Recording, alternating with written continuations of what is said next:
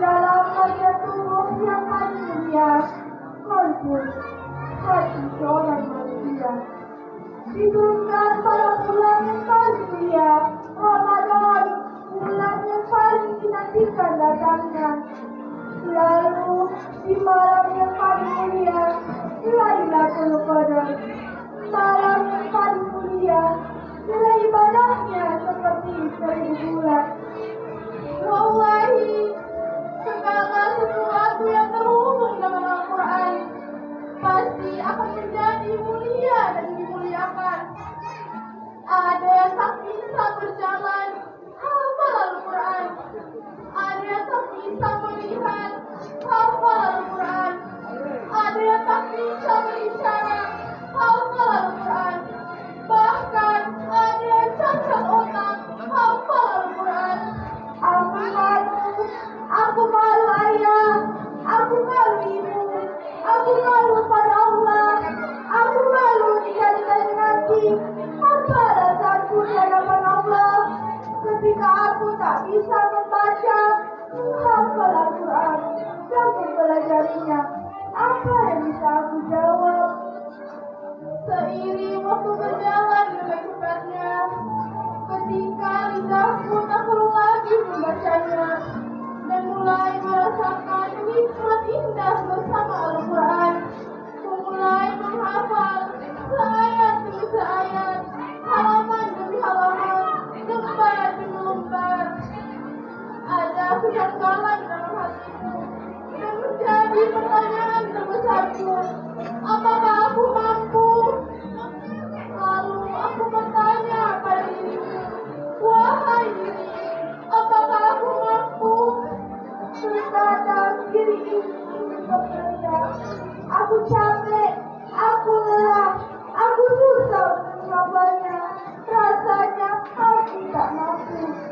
Bahkan terbesit rasa, ayah, ibu, aku ingin berhenti. Namun hatiku menangis, aku terkoyak jika mengatakannya. Mendengar dalam hati ini ada cinta untukmu, ayah, ibu. Capek, lelah, dan susah kutepiskan. Kulawan dengan azam, cinta dan asa. Karena aku tahu Al-Quran adalah yang syafaat. Dengan Al-Quran ku bisa menjemput ridho.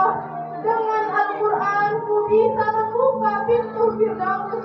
Dengan Al-Quran ku bisa menutup rapat kobaran Jahannam. Ayah, ibu, ridhoilah kami anak-anakmu. Karena dalam ridhomu ada jalan dan kemudahan. Aku ingin menjadi hafizah. Aku pun ingin menjadi hafizah. Kami semua ingin menyandang gelar hafizahullah. Aku ingin memberi kota Firdaus. Aku ingin memberi jubah kemuliaan dan beriring bersama menuju surganya dengan hati yang sumringah dan penuh syukur. Allahumma arhamna bil Quran, Allahumma arhamna bil Quran, Allahumma arhamna bil Quran. Happy ending full barakah. Wassalamualaikum warahmatullahi wabarakatuh. Assalamualaikum warahmatullahi wabarakatuh.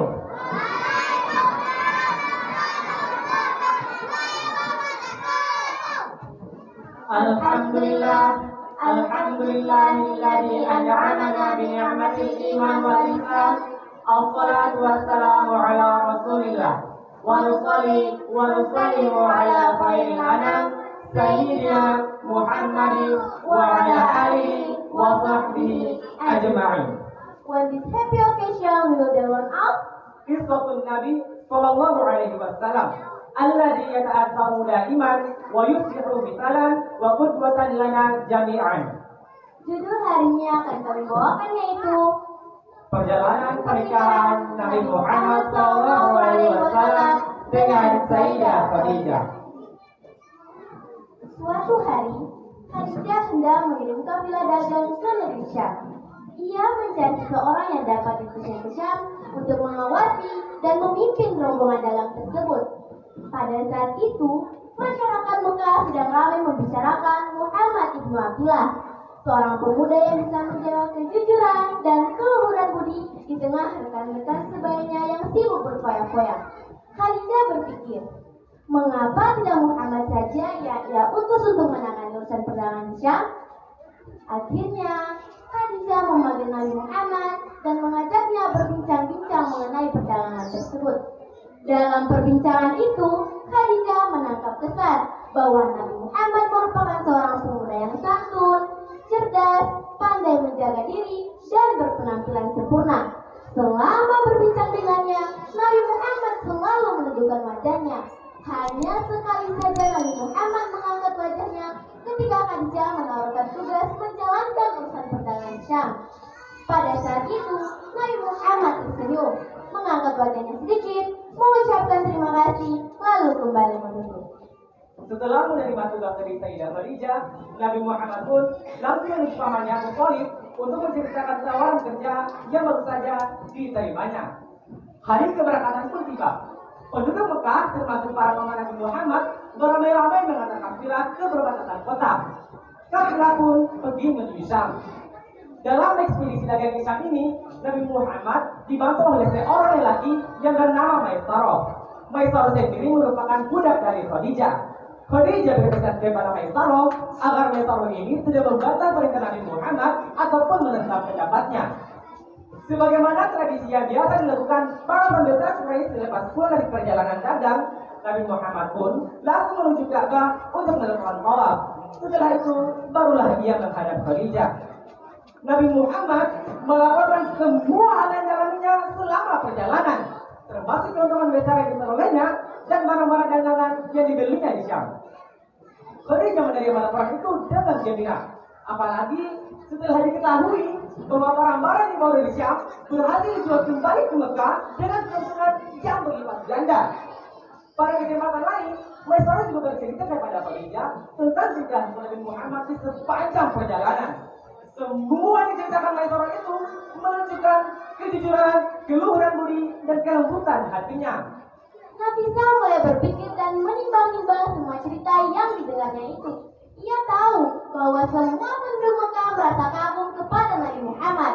Mereka percaya dengan kejujuran, integritas, dan kebersihan moralnya, sehingga beliau diberi julukan alami yang berarti orang yang dapat dipercaya. Semua orang pada masa itu pernah mendengar ramalan para rahib mengenai seorang nabi yang akan muncul di Jazirah Arab. Apakah Nabi Muhammad yang ditunggu-tunggu itu? Nabi Muhammad memang memperoleh nama besar dengan jumlah yang tidak pernah diperoleh siapapun sebelumnya. Apakah hal itu berhubungan dengan statusnya sebagai calon nabi? Dan anehnya, Khadijah merasa bahagia dengan semua itu. Di ujung rasa bimbangnya, Khadijah pergi menemui sepupunya Waraqah ibnu Naufal yang memeluk agama Nasrani sejak masih muda. Mendengar cerita Khadijah, ada rasa bahagia yang aneh dirasakan oleh Waraqah. Ia berkata bahwa berdasarkan kitab-kitab suci yang pernah dibacanya, Allah akan mengutus seorang rasul terakhir dari anak keturunan Ismail yang lahir di dekat Baitullah. Waraqah terdiam. Ia berpikir serius dan berkata, "Wahai Khadijah, jika apa yang berpikir ini benar, maka Muhammad pastilah seorang nabi. Yang ku tahu dengan pasti seorang nabi akan muncul dari bangsa ini, dan sekaranglah saat kemunculannya." Perbincangan dengan Waraqah menimbulkan kesan mendalam di hati Khadijah. Akan tetapi, Khadijah juga sempat ragu, pantaskah ia menikah dengan Nabi Muhammad? Berbekal pengalaman dalam dunia perdagangan, Khadijah juga memahami bahwa keteguhan dan inisiatif merupakan dua hal yang sangat menentukan kesuksesan. Keteguhan dan inisiatif itulah yang menjadikannya memilih Nabi Muhammad pergi ke Syam. Apa salahnya jika ia menjadikan Nabi Muhammad sekali lagi untuk menjadi pendamping hidupnya?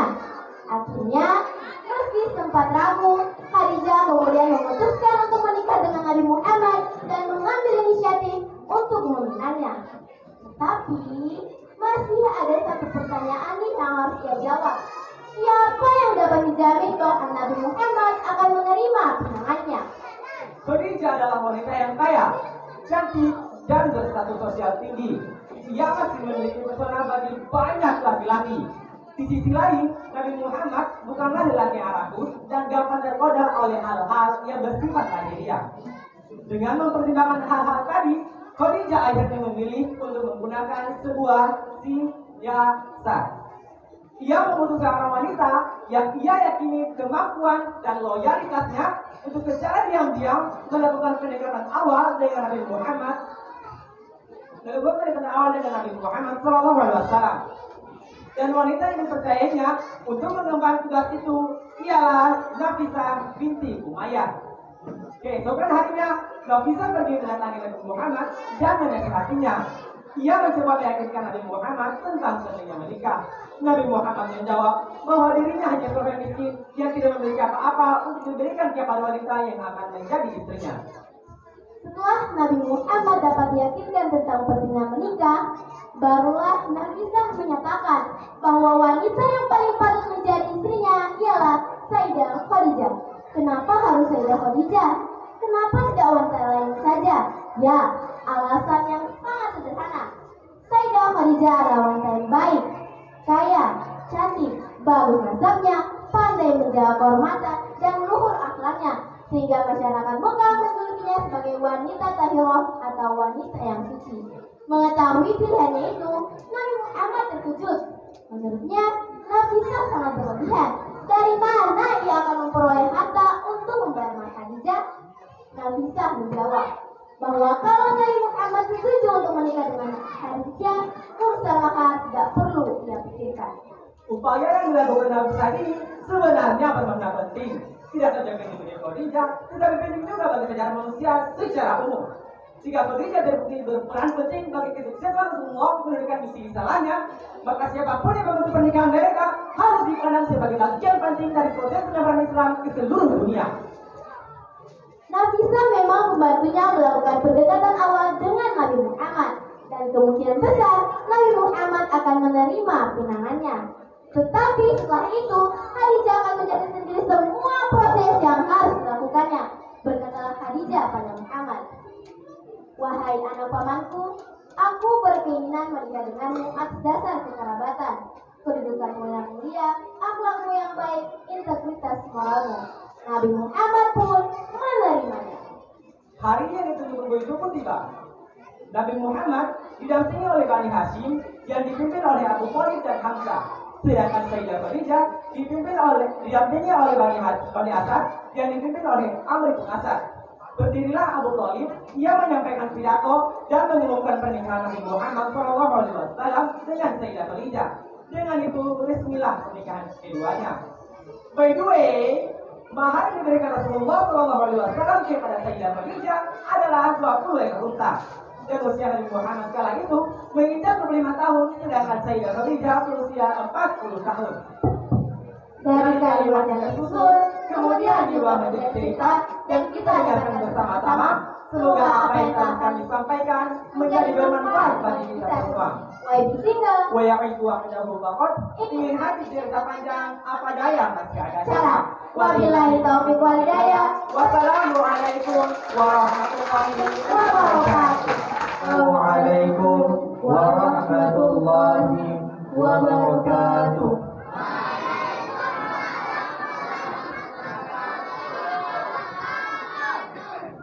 Innal hamdalillah nahmaduhu wa nasta'inuhu wa nastaghfiruh wa na'udzu billahi min shururi anfusina wa min sayyiati a'malina. Man yahdihillahu fala mudilla lahu wa man yudlilhu fala hadiya lahu. Asyhadu an la ilaha illallah wahdahu la syarika lahu wa asyhadu anna Muhammadan abduhu wa rasuluh. Allahumma shalli wa sallim ala sayyidina Muhammad wa ala alihi wa ashabihi wa man tabi'ahum bi ihsanin ila yaumiddin, amma ba'd. Puji dan syukur marilah kita panjatkan kehadirat Allah Subhanahu wa Ta'ala yang telah memberikan kita nikmat dan rahmat-Nya sehingga kita dapat berkumpul di tempat ini dalam keadaan sehat walafiat. Dan marilah kita panjatkan salam hormat kita kepada manusia yang terbaik jalur nasabnya, ilmunya, akhlaknya, dan semua yang ada di dalam diri beliau. Beliaulah yang telah mengajarkan kepada kita halal dan haram, dan Mari sama-sama kita bersalawat kepada beliau. Innallaha wa malaikatahu yusholluna 'alan nabi ya ayyuhalladzina amanu shollu 'alaihi wa sallimu taslima. Hadirin yang dirahmati oleh Allah, pada kesempatan kali ini izinkanlah kami untuk menasihati diri kami pribadi dan hadirin sekalian, karena nasihat itu sangatlah bermanfaat. Ad-dinul nasihat, agama adalah nasihat. Tidak ada salahnya kalau kami menasihati hadirin sekalian yang insya Allah bermanfaat. Jadi, semua yang bersinggungan dengan Al-Quran, maka Allah akan muliakan. Kenapa? Ya, karena Al-Quran ini adalah kalamullah, perkataannya Allah. Jadi siapapun yang bersinggungan dengan Al-Quran, siapapun yang dekat dengan Al-Quran, maka dia akan dimuliakan oleh Allah Subhanahu wa taala. Sebagaimana bulan Ramadan, bulan yang dimuliakan oleh Allah Subhanahu wa taala. Kenapa? Karena bulan Ramadan bulan yang diturunkannya Al-Quran. Kemudian malaikat yang dimuliakan oleh Allah, malaikat siapa? Malaikat Jibril. Kenapa? Karena malaikat Jibril yang menurunkan Al-Quran kepada Nabi Muhammad SAW. Dan Nabi Muhammad SAW Nabi yang termulia. Dan Nabi Muhammad SAW mengajarkan Al-Quran, menyampaikan Al-Quran kepada umatnya. Maka kita sebagai umat Nabi Muhammad SAW menjadi umat yang dimuliakan oleh Allah Subhanahu wa taala karena Al-Quran. Dan kita juga disebutkan sebagai umat terbaik, generasi terbaik. Sebagaimana Allah berfirman di dalam Quran surat Al-Imran ayat 110, kuntum khairu ummatin ukhrijat linnas. Kalianlah umat terbaik yang dikeluarkan manusia. Dan di lain hadis juga Nabi mengatakan khairun nasi qarni tsumma alladhi yalunahum. Sebaik-baik generasi adalah generasi zamanku, kata Nabi. Kemudian setelahnya dan setelahnya. Jadi hadirin yang dirahmati Allah Subhanahu wa taala, kita ini adalah umat terbaik. Kita ini adalah generasi terbaik. Jadi kalau kita mau disebut sebagai umat terbaik, generasi terbaik, maka kita harus dekat dengan Al-Quran. Kalau kita sudah dekat dengan Al-Quran, maka kita akan dimuliakan oleh Allah Subhanahu wa taala. Hadirin yang dirahmati oleh Allah, jika kita melihat pemuda zaman sekarang, banyak yang merasa bahwa hidupnya nyaman. Lalu kenapa kita harus dekat dengan Allah? Justru keren ketika pemuda yang merasa hidupnya nyaman, merasa hidupnya tidak butuh kepada Allah, tetapi ketika dia dekat dengan Allah, punya awareness tentang Allah, tentang kehidupannya, itulah pemuda yang keren. Pemuda yang keren adalah pemuda yang beriman dan mencintai Al-Quran. Ada 7 golongan yang akan mendapatkan naungan dari Allah Subhanahu wa taala. Salah satunya adalah syafun nas fi ibadatillah, pemuda yang tumbuh dalam beribadah kepada Allah Subhanahu wa taala. Padahal hawa nafsunya masih ingin dunia, hawa nafsunya masih ingin syahwat, hawa nafsunya masih ingin mengejar dunia, tetapi dia lebih memilih beribadah kepada Allah Subhanahu wa taala. Allah Subhanahu wa taala berfirman dalam Quran surah Al-Kahfi ayat 13. A'udzu billahi minasyaitonir rajim. Nahnu naqussu 'alaika naba'ahum bil haqq. Innahum fityatun amanu bi rabbihim wa zidnahum huda. Yang artinya, kami ceritakan kepadamu Muhammad kisah mereka dengan sebenarnya. Sesungguhnya mereka pemuda yang beriman kepada Tuhan mereka dan kami tambahkan petunjuk kepada mereka. When Said Muhammad bin Ali Al-Maliki said, perbanyaklah ibadah saat mudamu, walaupun banyak cobaan dan tantangan. Paksalah dirimu untuk taat walau berat, karena jika kau sudah tua, kau hanya mau belum tentu mampu. Karena apa? Karena usia muda itu tantangannya besar. Oleh karena itu, pemuda yang taat lebih mulia daripada yang tua yang taat. Kenapa? Karena pemuda itu menghadapi begitu banyak tantangan, baik hawa nafsu, syahwat, godaan, dunia. Makanya ketika ada pemuda di zaman fitnah, di zaman terlalu bebas sosial media, tetapi dia lebih memilih istiqomah di jalan Allah, maka itulah pemuda yang berharga bagi Islam.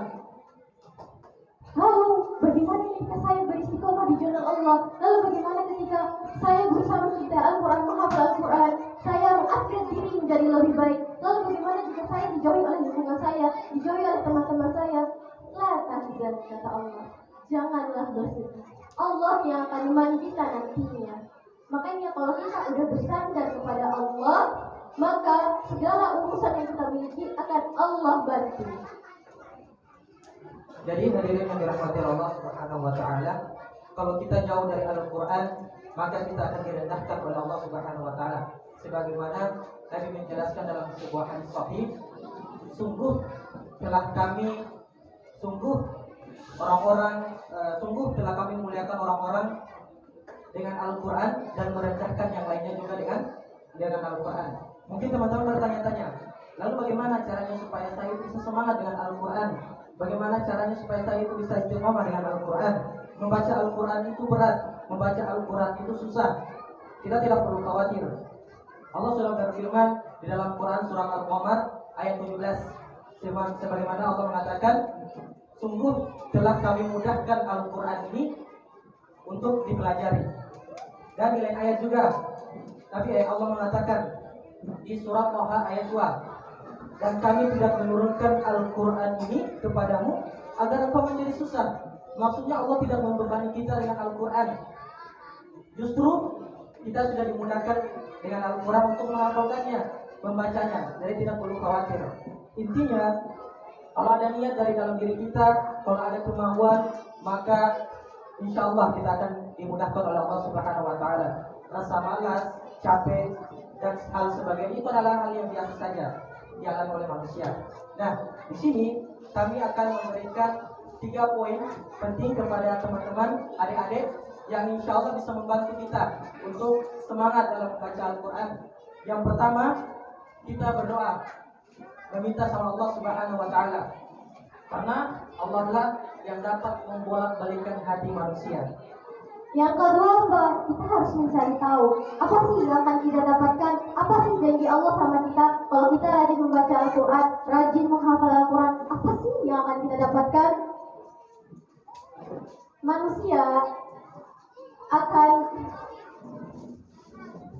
Manusia itu akan bergerak jika diberitahukan sesuatu. Itu sudah menjadi fitrahnya manusia. Yang ketiga apa? Kita harus mencari tahu apa sih hukuman dari Allah jika kita meninggalkan Al-Quran? Apa sih hukuman dari Allah jika kita tidak melaksanakan perintahnya? Teman-teman, adik-adik semuanya, itu adalah 3 poin penting yang insya Allah bisa memudahkan kita. Dan kita bisa bertanya sama guru-guru kita, ustadz kita. Yang kedua tadi, poin kedua apa? Kita bertanya kepada ustadz guru-guru kita, apa sih janji Allah sama kita kalau kita itu dekat dengan Al-Quran? Yang ketiga tadi adalah apa hukuman dari Allah sama kita kalau kita itu jauh dari Al-Quran? Kita harus bertanya. Nah, di sini kami akan sebagai penutup ayat terakhir kepada orang-orang yang berpaling dari Al-Quran. Sebagaimana Allah berfirman di Quran surah Thaha ayat 124, barang siapa yang berpaling dari peringatanku, kata Allah. Maksudnya ini Al-Quran, siapa yang berpaling darinya, maka sungguh kami akan buat kehidupannya dalam keadaan sempit, dan pada hari kiamat nanti kami kumpulkan mereka dalam keadaan buta. Maka dari itu teman-teman yang dirahmati Allah Subhanahu wa taala, ini adalah peringatan penting dari Allah Subhanahu wa taala kepada kita semua. Jangan sampai kita termasuk orang-orang yang jauh dari Al-Quran. Jangan sampai kita menganggap remeh Al-Quran ini adalah sebuah bacaan biasa saja. Jangan sampai. Dan buat adik-adik teman-teman, terus semangat memurojaah hafalannya, terus semangat membaca Al-Qurannya. Karena Al-Quran kita dimuliakan oleh Allah Subhanahu wa taala. Karena Al-Quran kita akan bisa menjadi generasi terbaik. Karena Al-Quran insya Allah sama-sama kita masuk ke dalam surga Allah Subhanahu wa taala. Karena di sanalah sebaik-baik tempat kembali. Mungkin itu saja yang bisa kami sampaikan, yang bisa kami nasihati kepada teman-teman adik-adik sekalian. Tentu saja yang benar itu datangnya dari Allah, yang salah dari diri kami pribadi. Semoga kita dapat mengambil ibrah atau pelajaran dari apa yang kami sampaikan. Kurang dan lebihnya kami mohon maaf. Wassalamualaikum warahmatullahi wabarakatuh.